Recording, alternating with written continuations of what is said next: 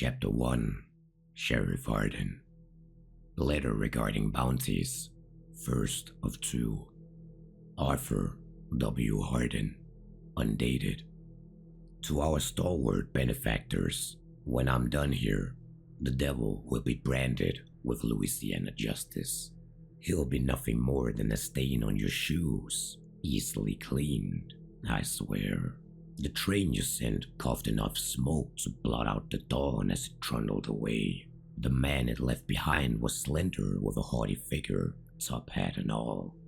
This can't be who they sent, I thought. No way. No how. Instinct drew my revolver as I waded through the smog, as fine of a first impression as I can give. A whistling wind swept the air between us away to reveal his pistol pointing back at me in kind. Took all of my restraint to hold my fingers steady. I asked his name instead of shooting, but he was silent. That's when I saw what surrounded him. At least 2 score cases of ammunition and weapons around his feet. I suppose ghosts must have unloaded it. He didn't seem the type to do it himself. I also suppose I have y'all to thank for the boon. Which way to the bounties? He asked after neither of us pulled the trigger. But someone else did. A gunshot rang from the station and a bullet ricocheted near his head. It didn't take long to snuff out our would-be ambusher. I read her rights, tied her to a tree, and stepped back 10 paces to execute. The man from the train shot her from 5. I'm a statesman, he said, and I know how to treat vermin. Chapter 2 Felis. Exodus of the Primals. Recorded verbally. Transcriber unknown. I tracked Hardin. I wanted his blood. His scent lingered on bushes and the insides of sheds, along with another smell. Something that was like fox piss and campfire. It was easy to follow. Winds have always blown through the bayou, and primals catch scents easily on that wind. But when Desolation bloomed, our pact fell still, frozen and unsure. So I tread across rising ash and through parted, rotting mists. I became the wind to blow it all away when no wind would come. I found the den of Desolation. I fought against the ash. It was more of a vision than a fight, and when I returned, it was the wolf who sought me first. That boy who cries alone in the night. Lonely Howl had seen a name written on the moon. The sheriff has risen to the top of the pack, he said. He got to Rotjaw before us, claimed her as his discovery. He sat back and let the packs take on the fires and the wrath of Desolation.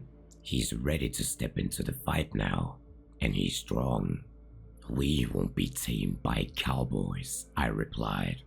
The Death Pact seems not to mind, said Howl. He had a vial of ash that he had carried with him since the first blooms of Desolation appeared, and I snatched it from his belt. We knelt over a stump. A slug crossed its rings, didn't notice us. There is no law here. I poured the ash on the slug, and its skin hissed and bubbled. Only nature, only hunger. Desolation showed me unexplainable things. I see the world different now. I can feel corruption spreading outside the bayou. The slug crawled on and smoked like it was a train. A hexed premonition. Let's see how hungry Hardin is, I said. Let's see how far he'll go to eat. Chapter 3 Sofia. Addressed to Lulu Bassett. Translated from Spanish. Ink on blank train schedule.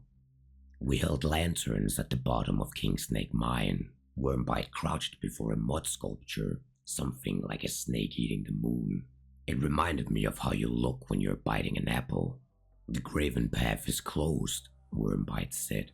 I've made sure, but something is still wrong. He was surrounded by mud-hard, crude mountains, sludge trees and animals.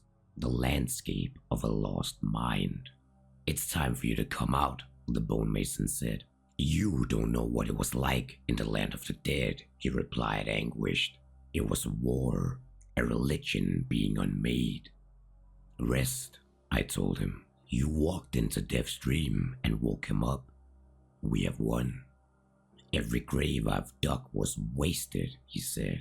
Some tall nest of clay stood at the center of his work. He placed a pocket watch on it. Did your mud friends tell you that? I asked him. This is a calendar. Just wait. In 1 minute, an altar will emerge right here. We waited. Water dripped. Each drop brought an image to my mind. Visions, trees taller than I'd ever seen, an infected chimney with infected men crawling out from the top, miners sipping molten metal from a cauldron until their jaws burned off.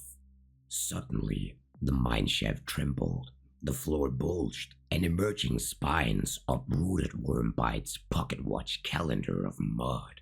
He huddled at the foot of the altar, looked up to it like he'd seen it 1,000 times before. You can never unsee the mount, he said. Fine, I told him. I sunk a round of penny-shot ammo into the altar with my derringer. You can't shoot what you can't see. Bone Mason dragged Wormbite away as the thing ready to explode. The sound of it echoed throughout the tunnels of the mine.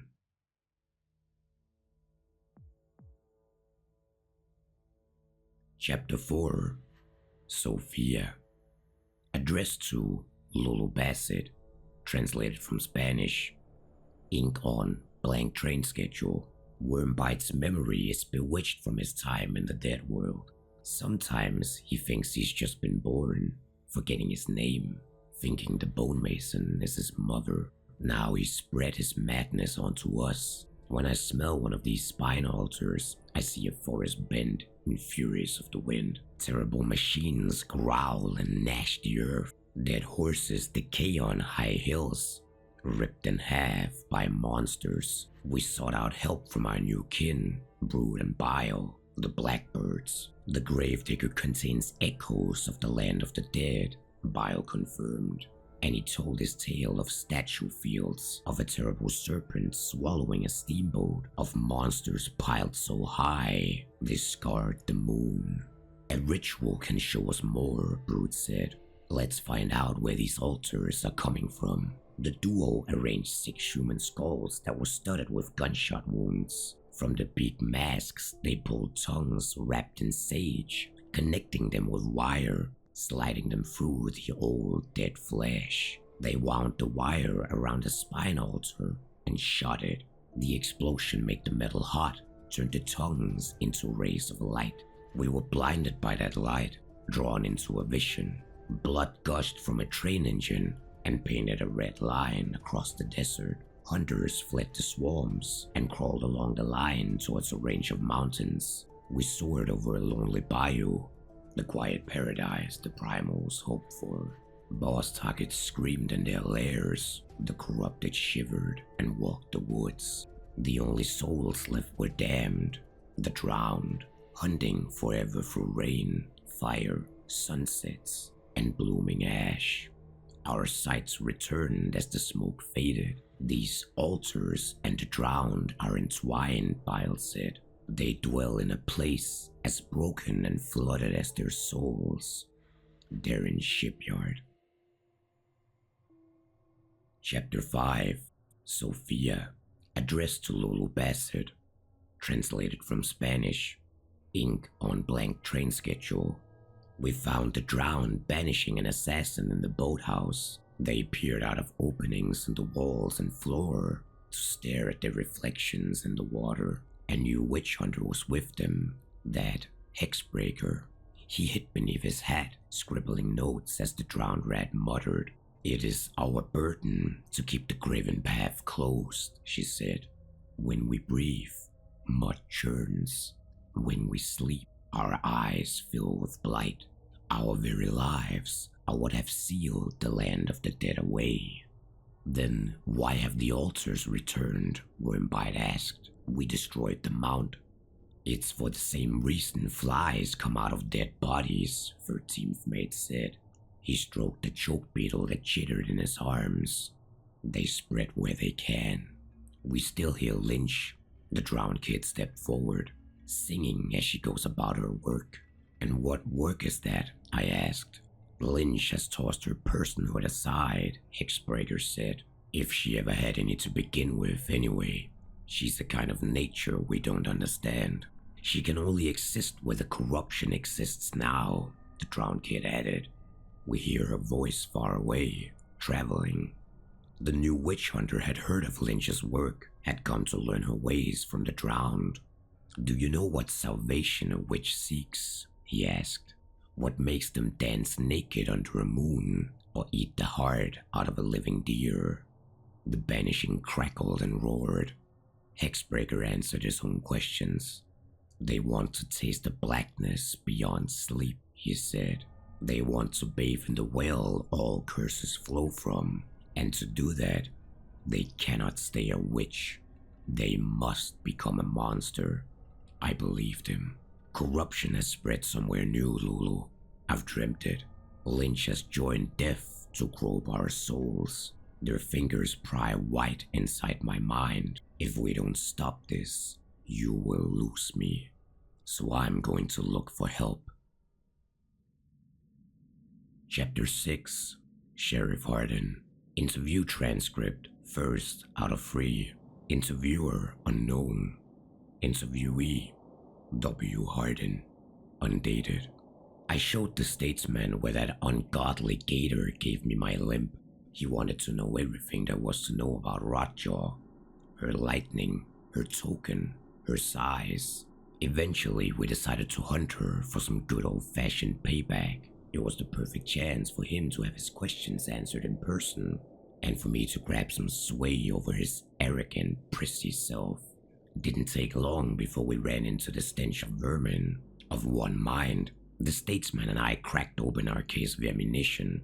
Both of us knew the cases were supposed to last for the long, grueling crusade ahead of us. But damn it if I can't resist the temptation of cutting a little loose. Not when we'd been blessed with the means. Just this once, I told myself. Afterward, over the bodies that were now riddled with all kinds of bullets, we got to talking. Like equals this time. Bloodbaths always get the heart pounding and the mouth yapping. I flattered him by saying he's got a better shot than any lawman I'd seen before, save myself. He told me his benefactor had plans for a lawman who can lead a slaughtering force from the front line. I told him I'd like to be privy to those plans. He said I was already doing my part. Turned out we saw the same bayou. Well, almost. To him, it was the ruins of remarkable towns which were already in ruin. To me, it was chaos that needed order. At the very least, I agreed on his idea for what needed to be done about it. Chapter 7, Sheriff Hardin. Interview transcript, second out of 3. Interviewer unknown. Interviewee, W. Hardin. Undated. Later, the statesman and I took turns testing his new Mako rifle on the demented rabble scattered around Moses' poultry. They slobbered over themselves, hoping to bite the throats from the spider, lost in their delusions of ascension. I got one in the leg, then passed over the rifle. The statesman pumped the lever and waited, watching our prey scrabble in the dirt. It was then he told me about the benefactors. He said they were a council of rich folks playing poker with bounty tokens, dabbling in the occult. Well, not just the occult, our occult. Felt good to be initiated proper, to get a scrap of food after what felt like a full winter starving. The statesman took another shot and passed the rifle before I registered. At the Demented's head explode to pieces. I aimed for another one, wanting to see if it had been a lucky hit or if the rifle really could fire true from 300 yards.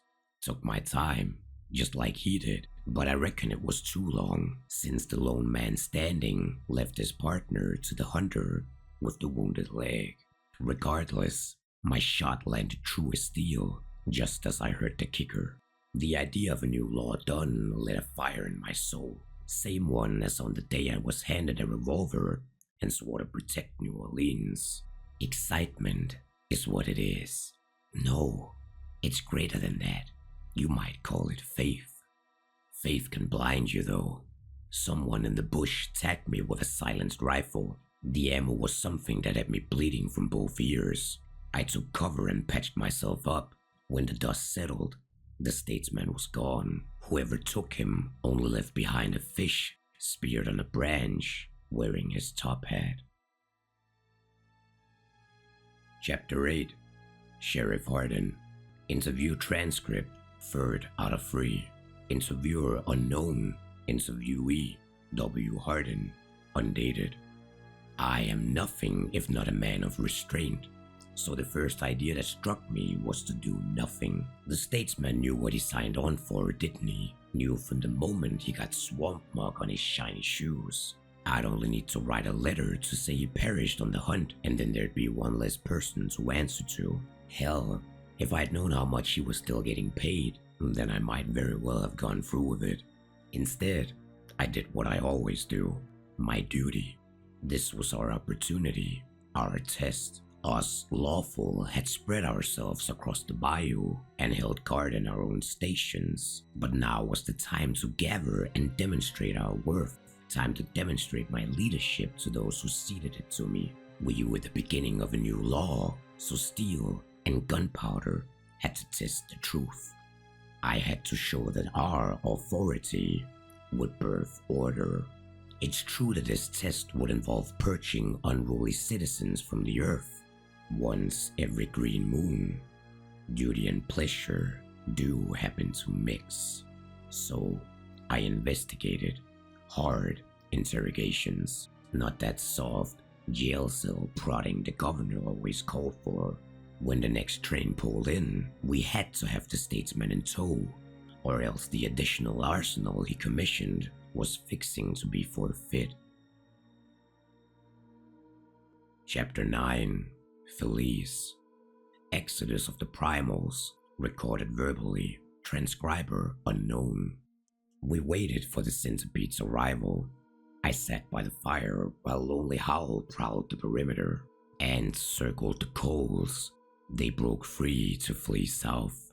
They carried a mouse, brought it down to just its head and spine.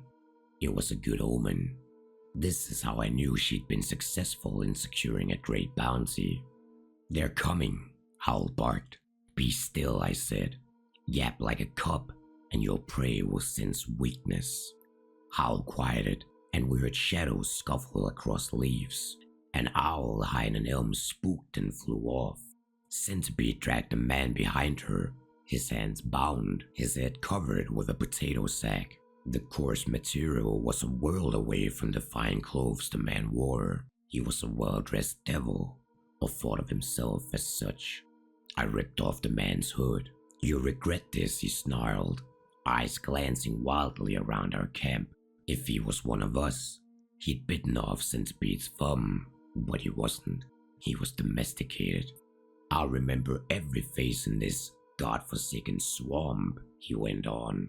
We'll chase you down like foxhounds and stomp your faces into the mud. You'll forget this chase soon enough and go back to hunting money, I said. The ants hadn't gone far. I picked up the mouse corpse and placed it by the fire. Its spine curled from the heat. You call yourselves the lawful, but you bark like animals. They are barks of fear, not command. You're Felis, he spat into the dirt. I know you. Mark your days carefully. You only have a few free ones left. You're not dead yet, but you could be. I rose from the fire and nodded. Centipede pushed the man to his knees. Sweat dripped off his face onto the mouse remains and glistened in the light. Would you like to know why?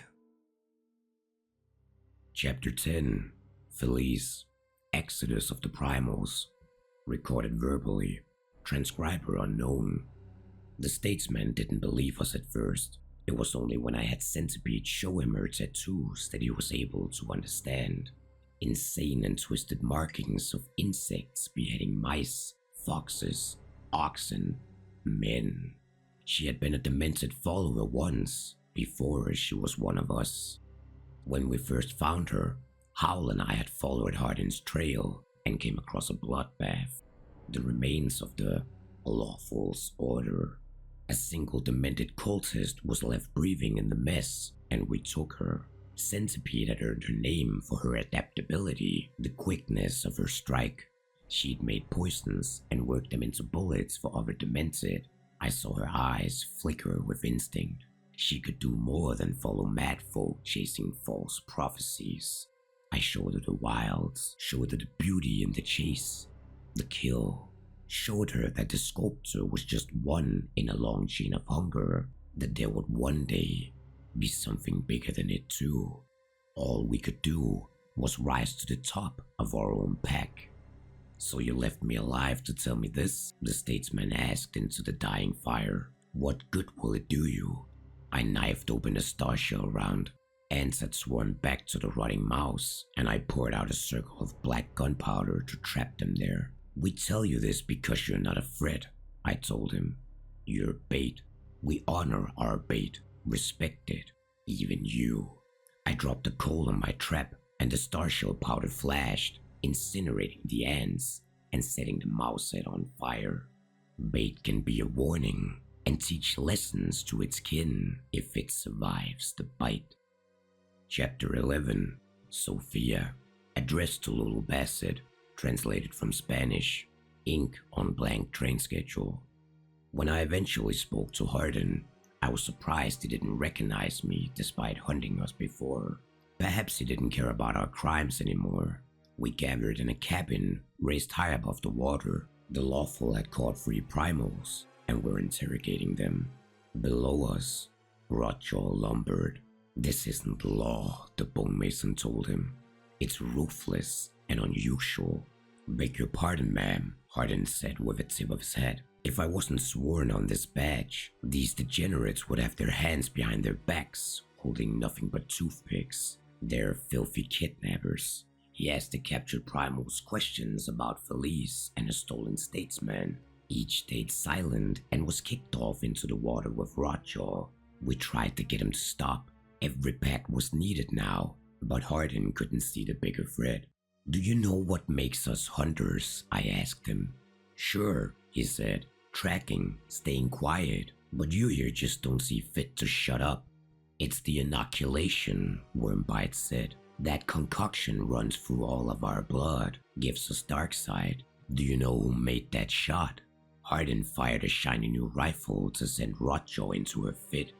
"Sure I do. But if it's all the same, I don't care who made the gun I'm holding. I just mind if it puts a hole where I want." "Finch's blood was strong enough to open the land of the dead," Wormbite continued.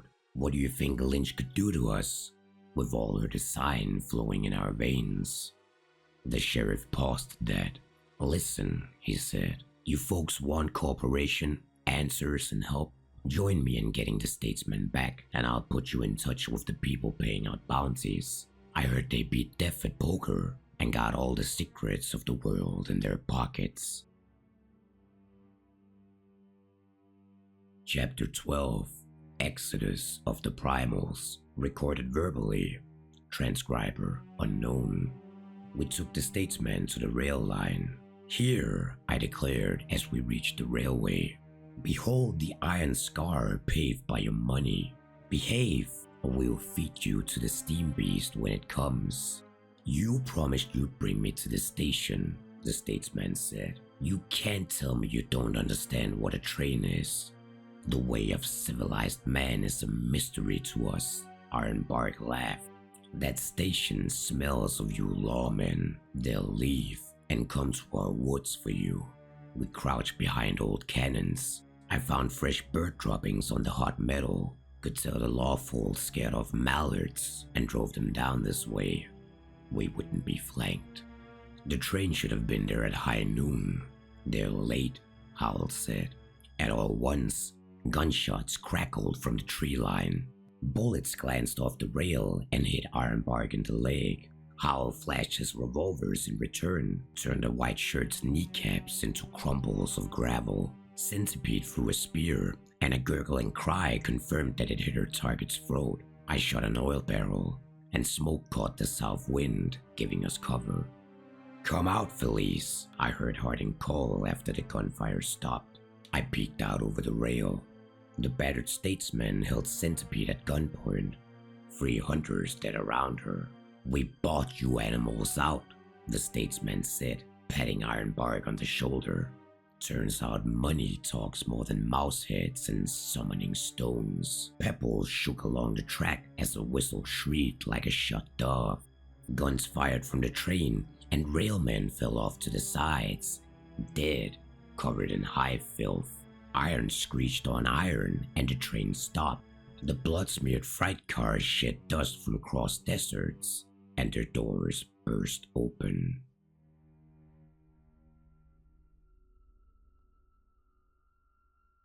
Chapter 13. Felis. Recorded verbally. Transcriber unknown. Ironbark had sold us out to Hardin. They stood side by side. That grave-digging half-wit was at the tree line too. Seemed the death pack had settled in with the lawmen. "There's deeper evils out there," called Hardin. "Just look at that train. Our problems here have spread.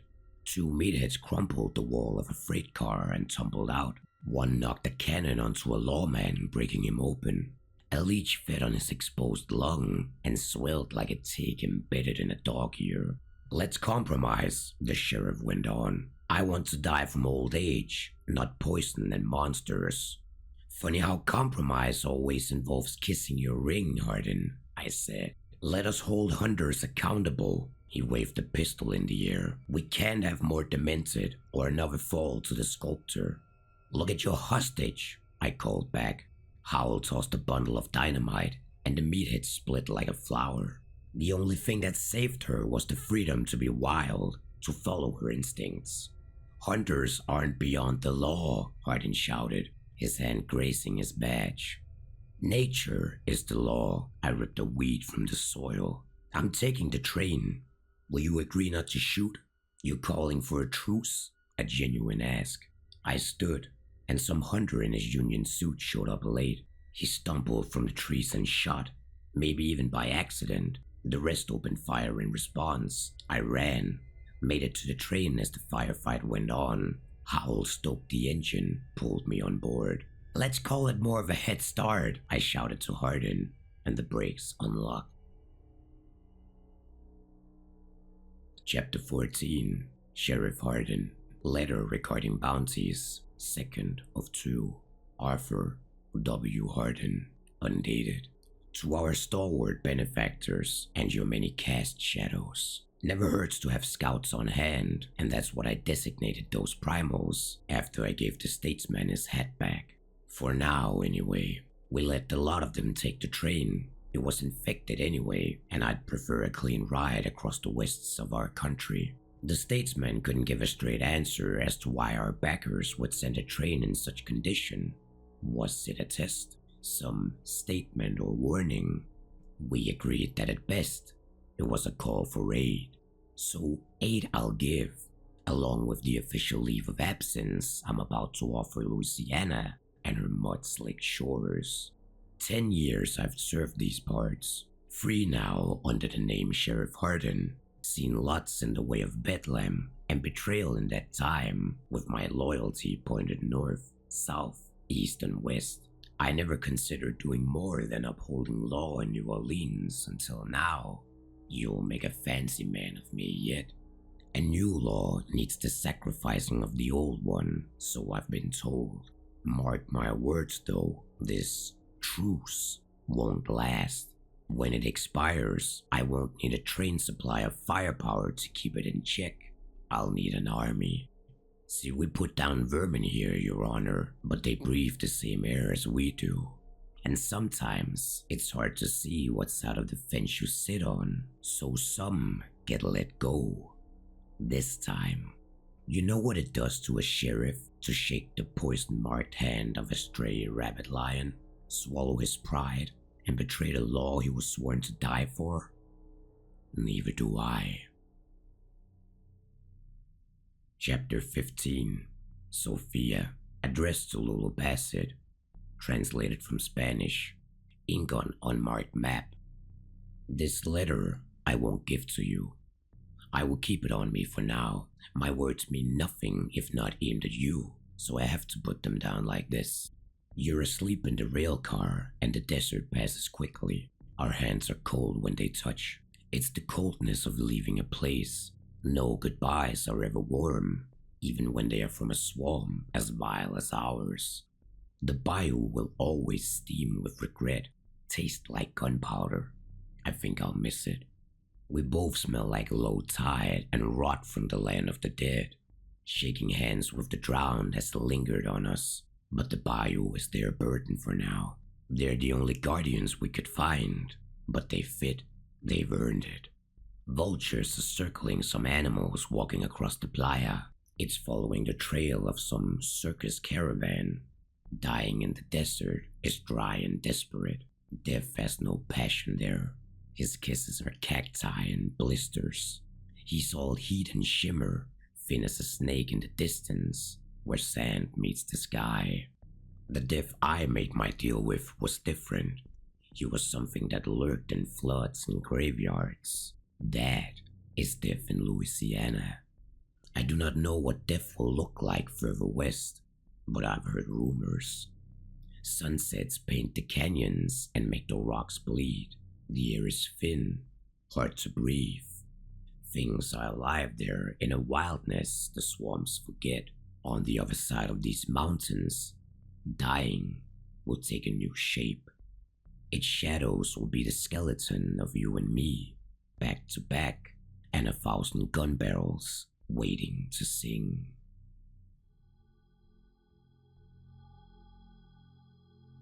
Epilogue. Hunters ride uneasily on the rails towards mountains, following an unseen trail of despair. A new hunting ground waits for them, painted red, high and dry, and thirsty for blood.